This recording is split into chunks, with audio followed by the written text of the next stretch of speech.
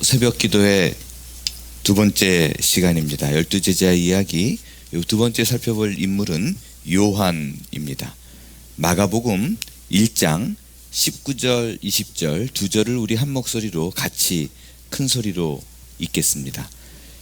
마가복음 1장 19절 20절 시작.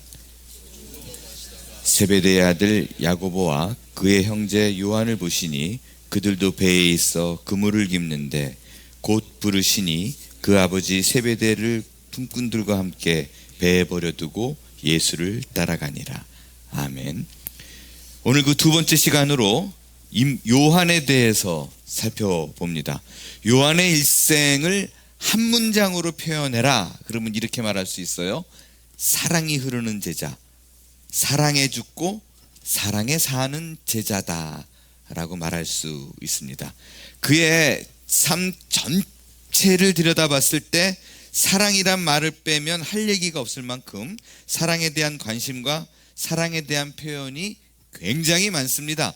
복음서에 나타난 이 사랑이라는 단어를 제가 검색 엔진을 통해서 살펴봤어요. 그랬더니 마태, 마가, 누가 이 세 복음서를 다 합쳐서 사랑이란 단어가 40번 나옵니다. 그런데 요한이 쓴 책, 그 요한복음에는 그 한 권에만 57번이 나와요. 사도 요한이 쓴 요한1서, 요한2서, 요한3서는 7장밖에 안 되는데 무려 63번이 나옵니다. 그러니까 줄기차게 그냥 사랑 타령한 거예요. 사랑이 무엇냐고 물으신다면 뭐라고 대답하시겠어요? 눈물의 씨앗 이러면 좀 곤란합니다. 요한의 책을 읽으라고 대답을 하겠어요? 요한이 자신의 쓴 책에서 사랑을 120번이나 언급을 했어요. 120번 그러면 완전 숫자 12의 10배입니다. 그 말은 곧 완전한 것의 10배다. 그가 하고 싶은 말은 사랑이 다다 이 말입니다. 그렇기 때문에 사랑은 모든 것을 완전케 한다라는 생각과 믿음을 갖고 있었던 사람이었다. 그렇게 말을 할 수 있습니다. 요한의 이름의 뜻을 살펴볼게요. 이름의 뜻은 하나님은 은혜로우시다 라는 이름을 갖고 있어요. 예수님의 제자 중 막내예요. 제일 어린 나이인 10대 후반의 제자가 되어서 가장 오랫동안 생존한 제자입니다. 제자 중 유일하게 순교하지 않고요. 90세가 될 때까지 90세가 넘어 살았다 그러죠. 자연사한 제자입니다. 그러니까 약 70년을 사역을 했어요. 우리가 흔히 12제자 모두 다 순교했습니다 라고 얘기하는데 사실은 그렇지 않아요. 한 명은 살았어요. 한 명이 요한이에요. 요한인데 90세가 넘도록 살았던 유일한 제자입니다. 요한은 어떤 사람이었는가 오늘 세 가지로 여러분과 나눠보겠습니다. 첫 번째로요, 성격이 무지무지하게 급한 사람이었어요. 조금 더 정직하게 말씀을 드리면요, 예수님을 만났던 그 처음은 아주 그냥 성질머리가 아주 대단한 사람이었어요. 왜 그런 사람 있잖아요.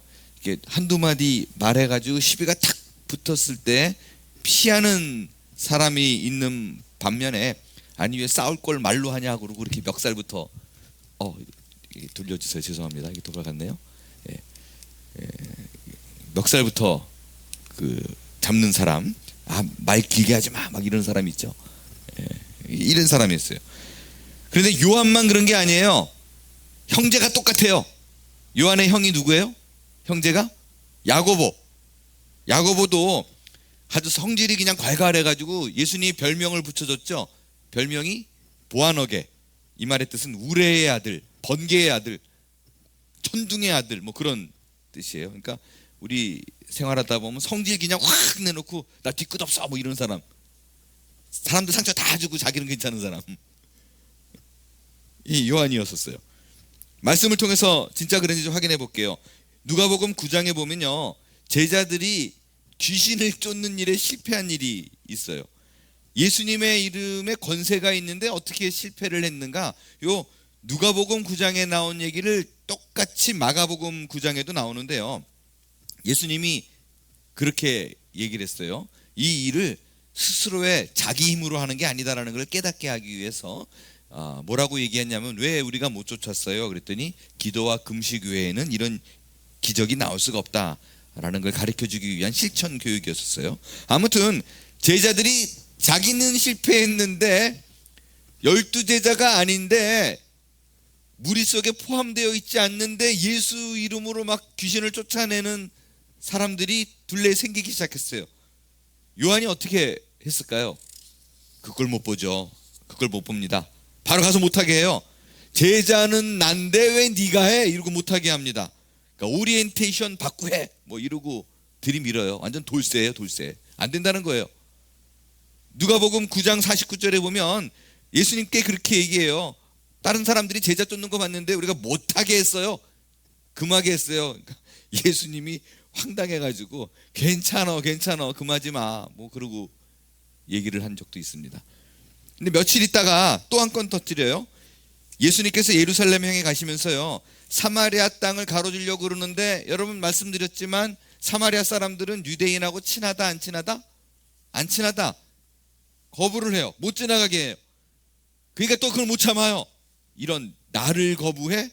그리고 또 들이받아요. 그리고 야고보 요한이, 그러니까 형제가 둘 다 그러는 거예요. 불을 명하여 하늘로부터 내려 저들을 멸하기를 원하십니까?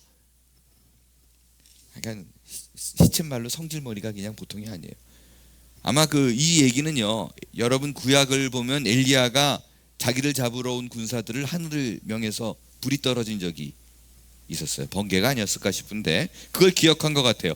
그러니까 예수님한테 사마리아 사람들이 나를 막어? 불 한번 내릴까요? 우리 영 한번 찍을까요? 뭐 이렇게 되는 거예요.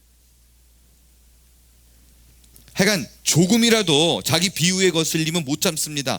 자기가 하고 싶은 거 반드시 해야 되고 자기 외에는 아무것도 없어요. 그냥 이기적이에요. 배타적인 사람이 요한이었어요. 내가 할 걸 또 남이 하면 못 참아요. 그렇기 때문에 55절에 보면 예수님이 못 참고 꾸짖습니다.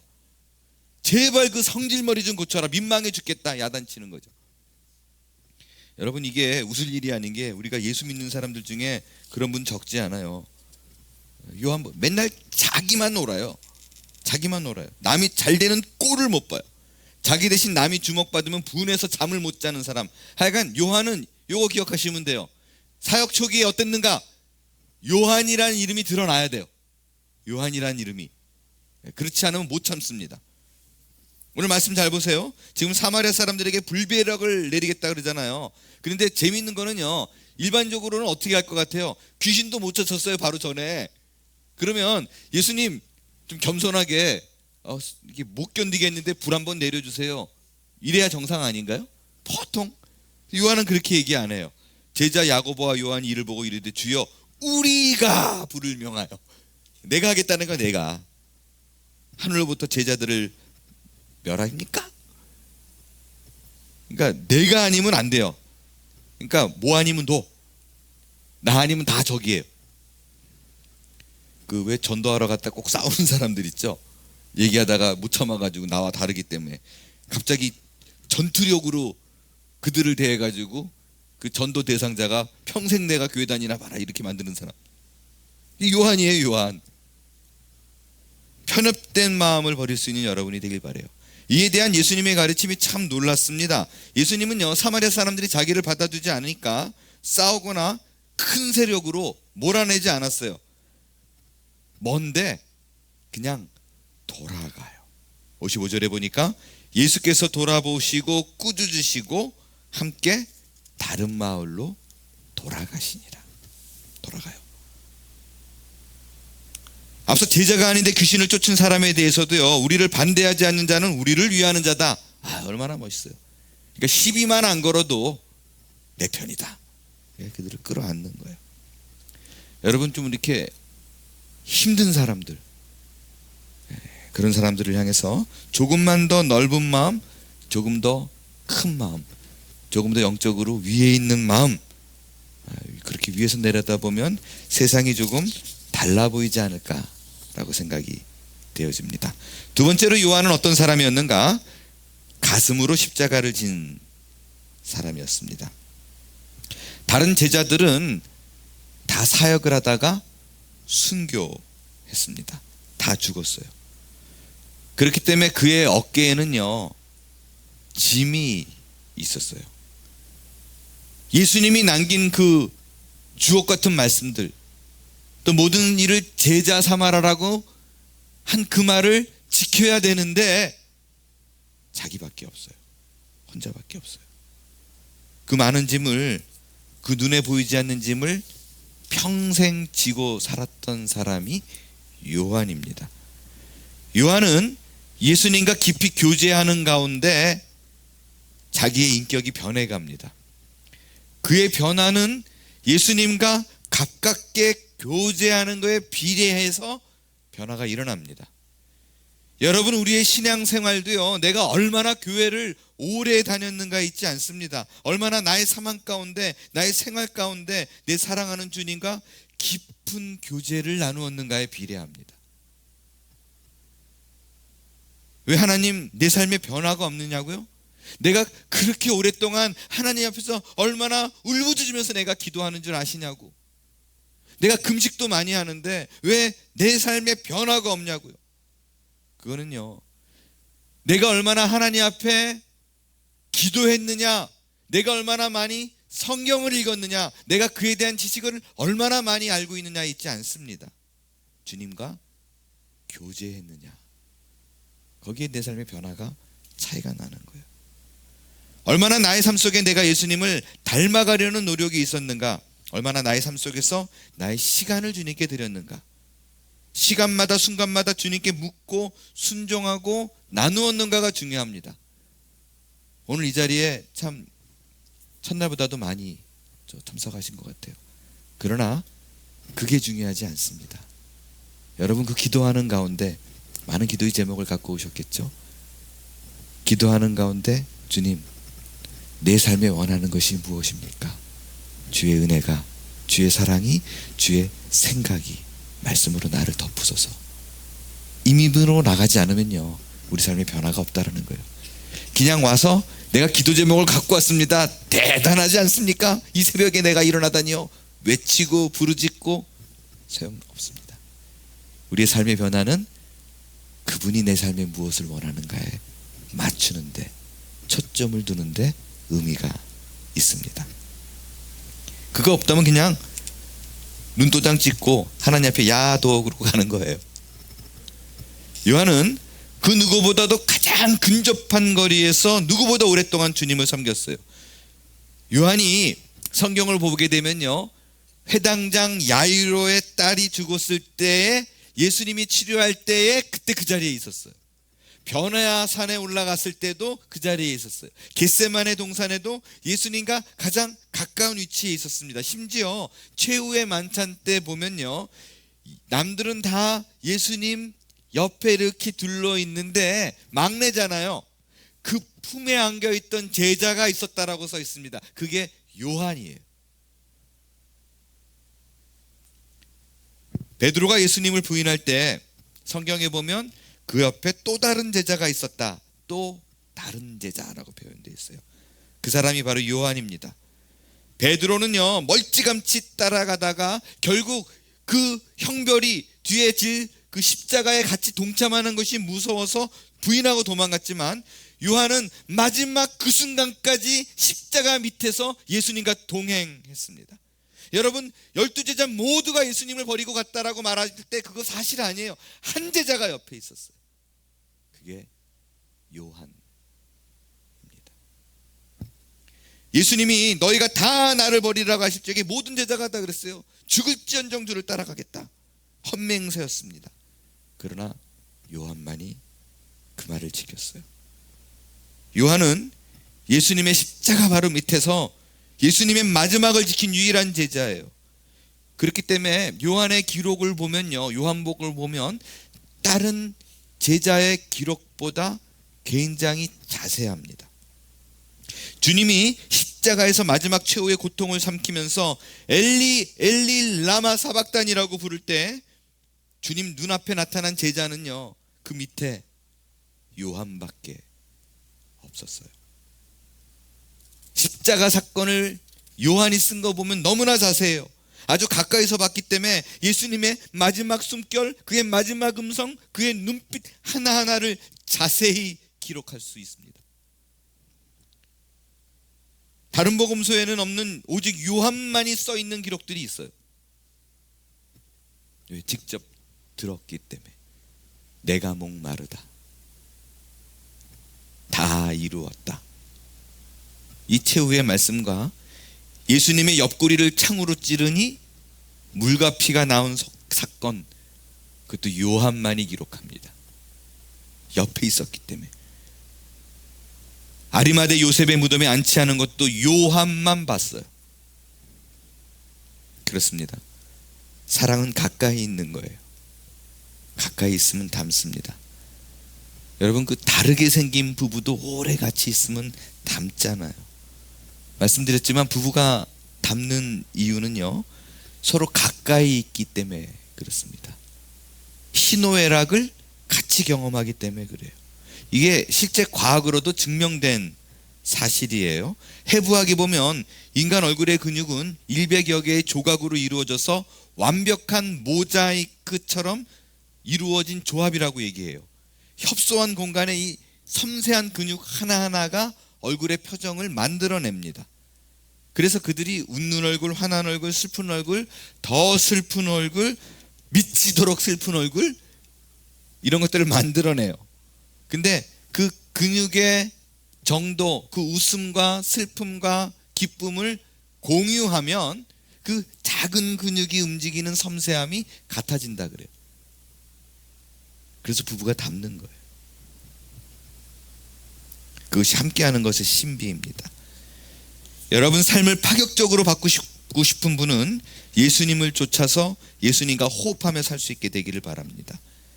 예수님이 해본 대로 해보라.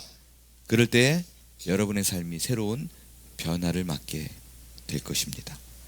마지막 세 번째로, 요한은, 그 승지급한 요한이 사랑의 사람으로 변화를 받게 됩니다. 이렇게 요한은 예수님과의 친밀한 교제를 통해서 변화를 받습니다. 배타적이고 성미 급하고 야심만만하고 편견과 이기심이 많았던 사람이 헌신과 친절과 사랑의 사람으로 변화합니다. 우레의 아들이, 천둥의 아들이 사랑의 사도로 바뀌어요. 어떻게 이런 변화를 맛볼 수 있을까? 전 단 하나의 이유 때문이라고 봅니다. 요한은 스스로가요, 남이 뭐라 그래서가 아니라 스스로가 가장 많은 사랑을 예수님으로부터 받고 있다고 느끼고 살았어요. 여러분, 사랑을 많이 받으면 누구든 변합니다. 재밌는 거는요, 그 어느 누구도 요한에게 가서 야, 넌 내가 보기에 예수님이 가장 너를 사랑하는 것 같아 라고 말한 사람이 없어요. 그냥 본인 스스로 그렇게 생각했어요.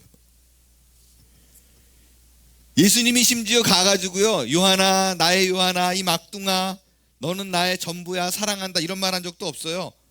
그냥 자기가 그렇게 느끼는 거예요. 자기가.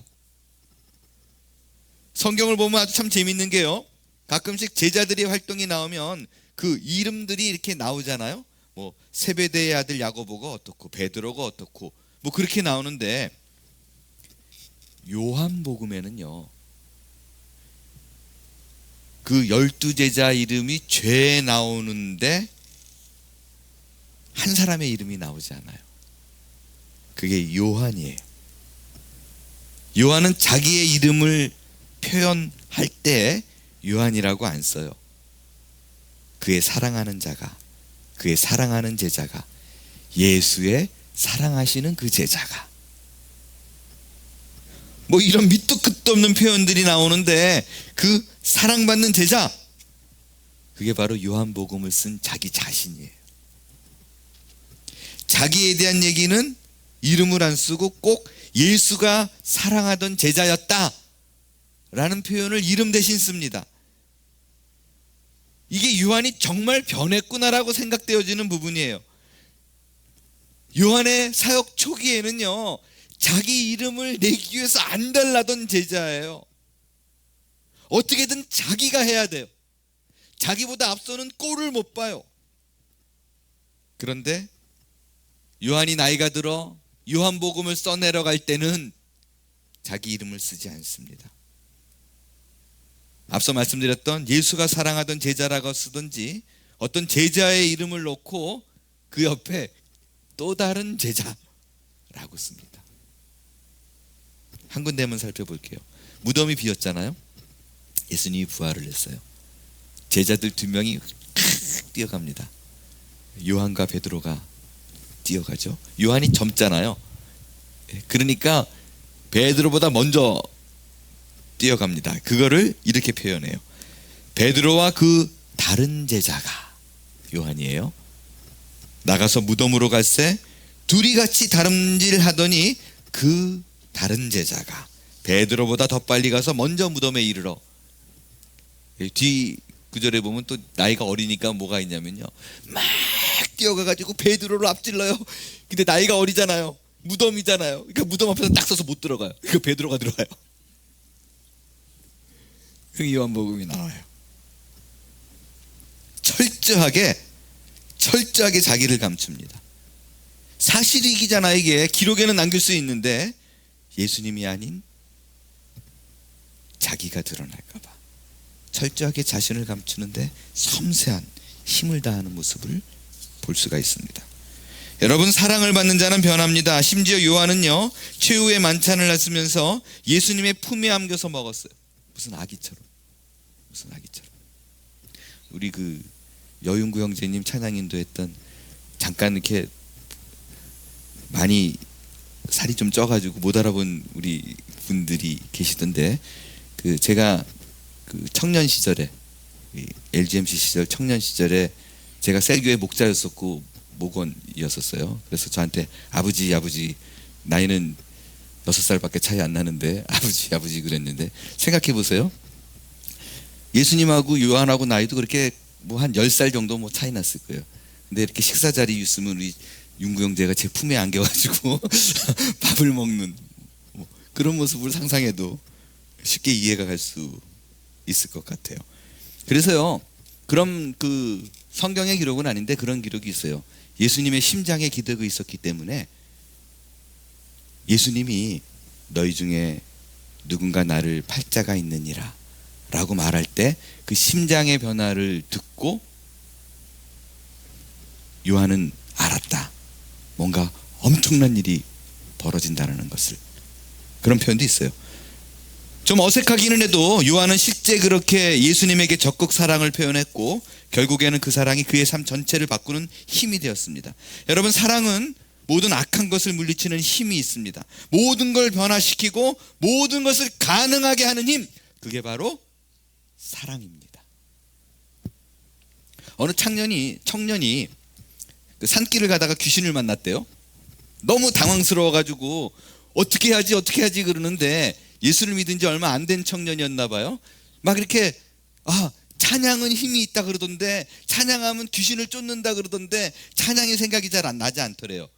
근데 문득 생각난 게 몇 주 전에 세교 왔을 때 불렀던 당신은 사랑받기 위해 태어난 사람, 이게 생각이 나더래요. 그래서 귀신을 향해서 그랬대요. 당신은 사랑받기 위해 태어난 사람, 그렇게 불렀대요. 그랬더니 귀신이 갑자기 눈꼬리가 이렇게 툭 내려가더니 울먹울먹 하더니 갑자기 손을 들고 그러더래요. 감사해요, 깨닫지 못했었는데.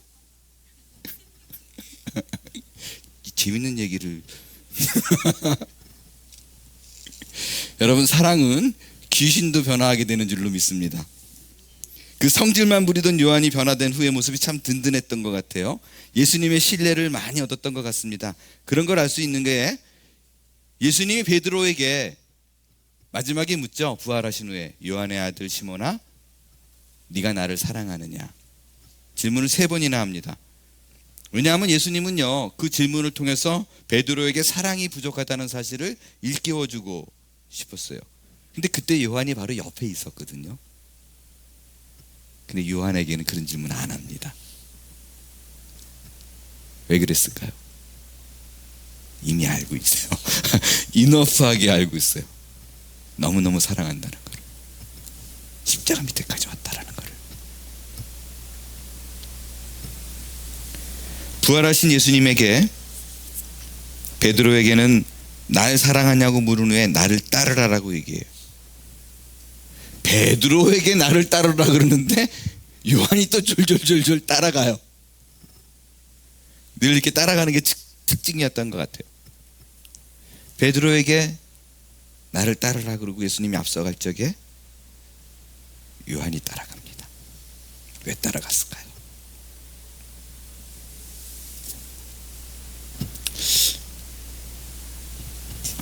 아마 요한의 마음이 그게 있는 것 같아요. 분위기를 보니까 이젠 다시 못 볼까봐, 자기를 두고 떠나갈까봐. 그러니까 베드로가 걸어가다가 자기를 불렀는데 요한을 따라오니까 물어보잖아요. 쟤는 어떻게 되는데요? 요한을 가리켰어.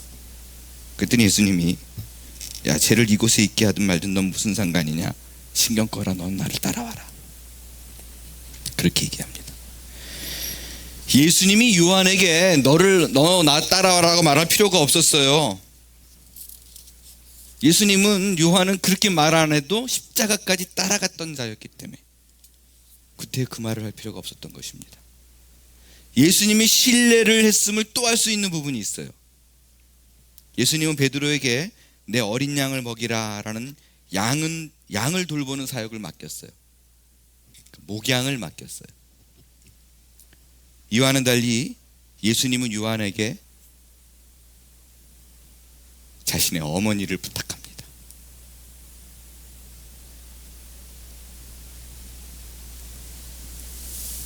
왜냐하면 요한은 따뜻한 마음, 사랑의 마음, 돌보는 마음이 있다는 걸 잘 알았어요. 십자가상에서 보라, 네 어머니라. 요한에게 맡겨요. 아마도 예수님이 베드로에게 자기 어머니를 맡기는 건 좀 불안했던 것 같아요. 언제 어떻게 또 이리 뒤집어지고 저리 뒤집어질지 모르니까. 전승에 의하면 요한은 이 한마디 때문에 예수님의 어머니 마리아가 죽기까지 예루살렘을 떠나지 않고 자기 어머니처럼 사랑하고 섬겼다고 합니다. 이제 그의 마지막 길을 보면서 말씀을 마치겠어요. 사도행전을 보게 되면 사도행전에 바울이 나타나기 전까지 처음 절반의 역사가 베드로와 요한 두 사람에 의해서 이루어져 가는 것을 성경을 통해서 살펴볼 수가 있습니다. 교회의 기둥이라는 별명이 또 생겼어요. 그러다가 복음을 전하는 중 잡히게 되고 그 요한계시록 1장에 보면 반모섬으로 귀향을 가서 요한계시록을 씁니다.